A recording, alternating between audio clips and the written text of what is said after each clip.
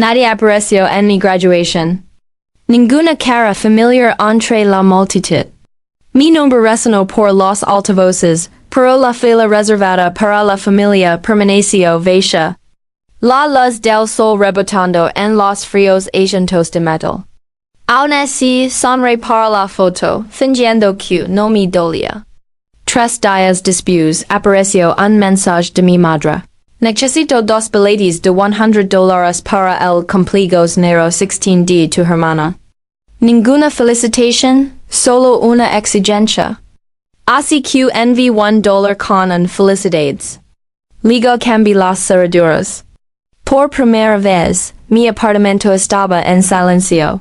Aunque no por mucho tiempo, el día de mi graduación se suponía que sería el momento en que finalmente me sentiría vista. El estadio brillaba bajo la luz de mayo, un borrón de togas azul marino, y familias orgullosas agitando sus teléfonos. Cuando mi nombre resonó, Camila Elaine Reed, Master en Análisis de Datos, Mayer hacia las primeras filas, buscándolos instintivamente. La sección reservada para la familia me devolvía una mirada vacía metálica bajo la luz. En hay una sombra donde deberían haber estado mis padres. Force una sonrisa para la foto, sosteniendo mi diploma con demasiada fuerza. Mis malas dolorosas de tanto fingir, a mi alrededor las risas florecen como confetti. Estudiantes besaban a sus padres. Amigos lorben sobre ramos de flores. Yo me quedé sola junto a la familia en extrago tomando fotos, y mi sonrisa se reduce con cada clic de la cámara. Después me quedé en el patio, desplazando el teléfono solo para aparentar ocupación. Ruby, mi compañera de clase, me encontró y gritó emocionada. Lo lograste. Sus padres nos tomaron fotos juntas, radiantes. Ella miró alrededor buscando. ¿Dónde está tu familia? Legantard. Mentí. La mentira fue fácil ecos de práctica. Cuando llegué al estacionamiento, el cielo se tornaba dorado. Globos flotaban sobre los techos de los coches. Niños gritando, bocinas sonando. Me senté en mi viejo Civic y lo observé todo desde el volante. Por un instante, los imaginé caminando hacia mí. Mamá saludando a Avery con sus zapatillas brillantes. Papá con un remo en la mano. Luego la visión desapareció con el ruido de los motores. La verdad es que no debía sorprenderme. Mis padres también se habían perdido mi graduación universitaria. Entonces mamá dijo que Avery tenía exámenes finales. Papá ni siquiera llamó. Siempre había una razón, siempre una prioridad menor y más brillante. Pasé mi adolescencia intentando ganar amor como si fuera una beca, trabajando en 2 empleos. Enviando dinero a casa diciendo que sí a cada petición a los 16 ecos. Lavaba un delantal marrón de Starbucks al amanecer. Sirviendo caramel macchiatos a abogados y enfermeras. Mamá solía mandar mensajes. Gracias, carico. Avery necesita clases de piano. Oh, tiene una excursión solo un extra. La primera vez que dio. Eres nuestro orgullo, le cree. Pense que el amor sonaba como apreciación. Ahora sé que sonaba obligación. Cuando ingresé a la escuela de posgrado, me dije que este título lo cambiaría todo.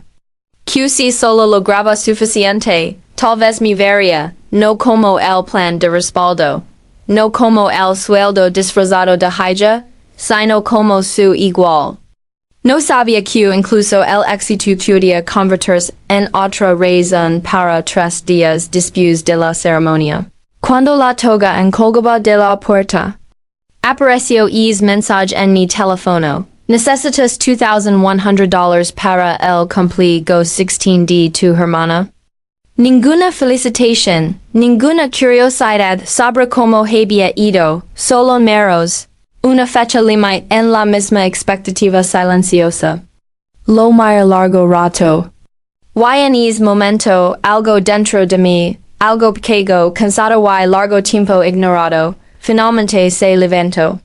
Mayor el mensaje tanto tiempo pu el teléfono se apagó. Y. Bloqueé solo. $2,100. El dinero exacto estaba. Ahí como una orden. No una petición. Debí haber sentido insensible para entonces. Durante ecos, el dinero había sido el idioma que mi familia usaba en lugar del amor. Pero es día, no me resbalo como antes. Tal vez fue la quieta después de la graduación. El eco de todas esas menos aplaudiendo que no eran para mí. Tal vez fue simplemente que finalmente me quedé sin razones para seguir comprando un afecto que nunca existió. Abrí mi aplicación bancaria. Vi mis ahorros, apenas $3,000. Y sentí algo endurecer dentro de mí. Escribí $1. Añadí una nota. Felicidades, y enví. Durante un largo minuto me quedé ahí, viendo la palabra enviado brillar en la pantalla, luego abrí el cajón junto a la puerta. Saqué la llave de repuesto que mi madre insistía en guardar para emergencias, y la tiré a la basura. Esa noche la mi a un cerrajero. Luego una hora después, un hombre mayor, con voz suave y herramientas que tintenían como campanilas. La nueva cerradura hizo clic, salida y definitiva. Cuando se fue me quedé un momento en la puerta respirando el ligero aroma a acid y metal. Era la primera frontera que construí en mi vida. Al día siguiente, la luz del sol llenaba mi pequeño apartamento.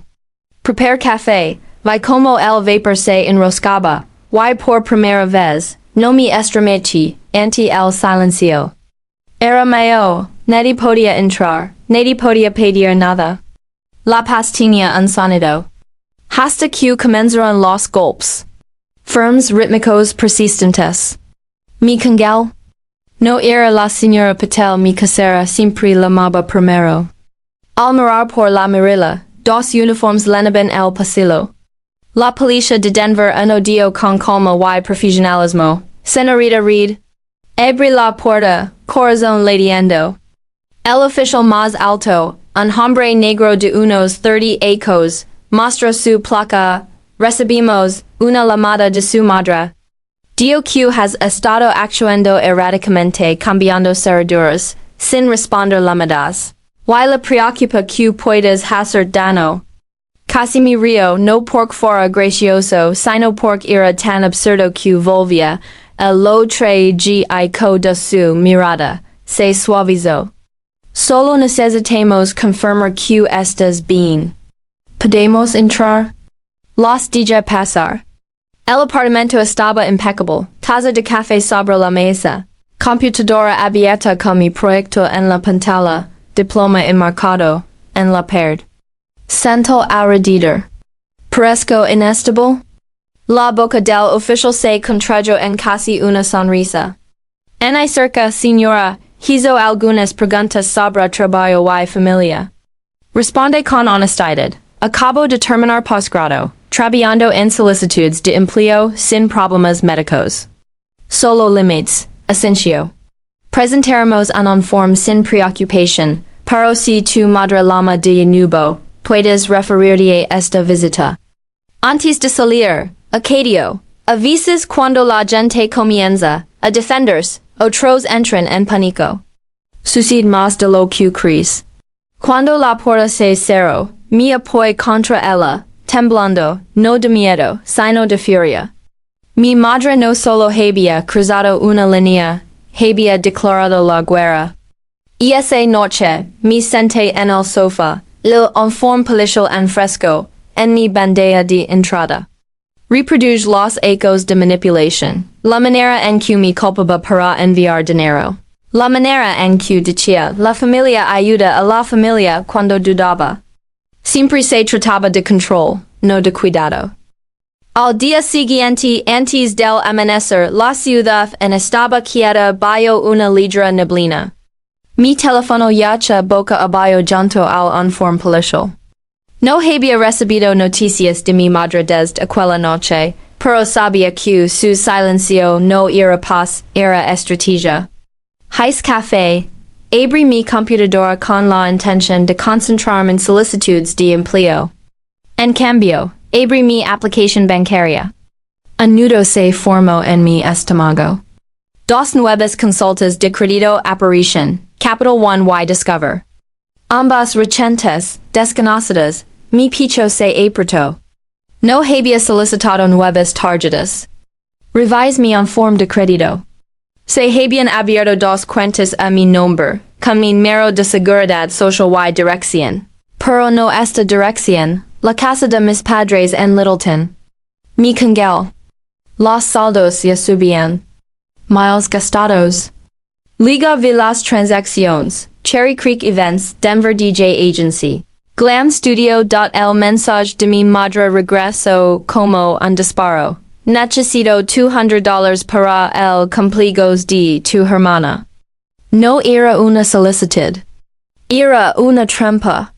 La mi almero en el estado de cuenta, mi voz temblando para firm. Soy Camila Reed, necesito reporter robo de identidad. La mujer verificó mi información. Hizo una pausa y dio. Esta cuenta se abrió en persona en nuestra sucursal de Littleton el mes pasado. Confirmante, Linda M. Reed. Por un momento, todo se detuvo. El zumbido del refrigerador. El tic del reloj, incluso mi respiración. Señora, continuó con cuidado, marcaremos esto para investigación por fraude. Recibir formularios para completar en 24 horas. Al colgar mi quid mirando la pantalla. Todo estaba allí, la firma de mi madre, su número, su dirección. No solo me había usado para dinero, se había convertido en para obtenerlo, abrí mi grabadora de voz. En Colorado, con el consentimiento de una parte, podía grabar nuestra próxima llamada legalmente. Mark su número.